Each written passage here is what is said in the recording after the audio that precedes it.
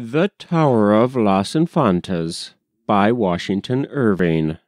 Read by Frank Blissett.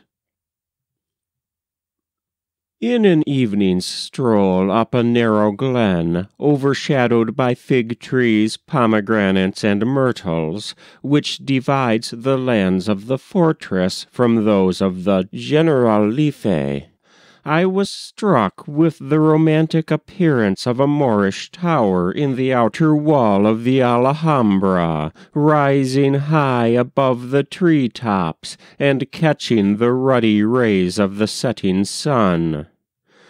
A solitary window at a great height commanded a view of the glen, and as I was regarding it, a young female looked out, with her head adorned with flowers.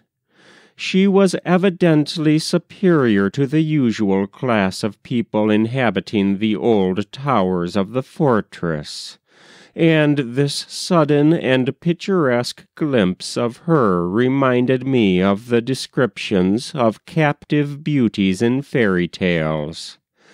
These fanciful associations were increased on being informed by my attendant Mateo that this was the Tower of the Princesses, La Torre de las Infantas, so called from having been, according to tradition, the residence of the daughters of the Moorish kings.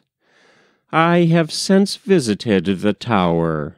It is not generally shown to strangers, though well worthy attention, for the interior is equal, for beauty of architecture and delicacy of ornament, to any part of the palace.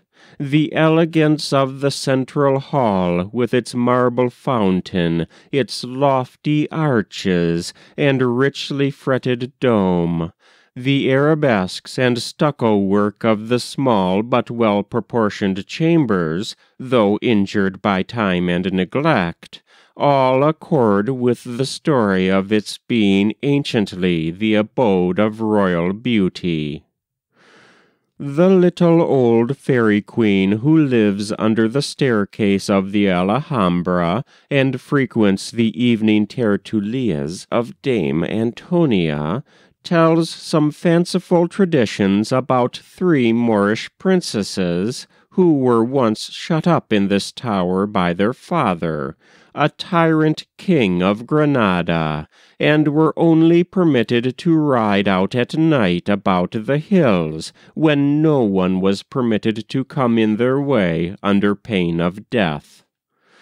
They still, according to her account, may be seen occasionally when the moon is in the full, riding in lonely places along the mountain-side, on palfreys richly caparisoned and sparkling with jewels, but they vanish on being spoken to. But before I relate anything further respecting these princesses, the reader may be anxious to know something about the fair inhabitant of the tower with her head dressed with flowers, who looked out from the lofty window.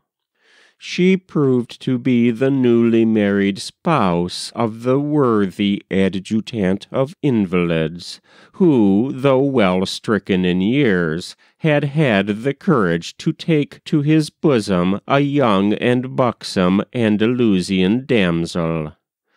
May the good old cavalier be happy in his choice, and find the Tower of the Princesses a more secure residence for female beauty than it seems to have proved in the time of the Moslems, if we may believe the following legend.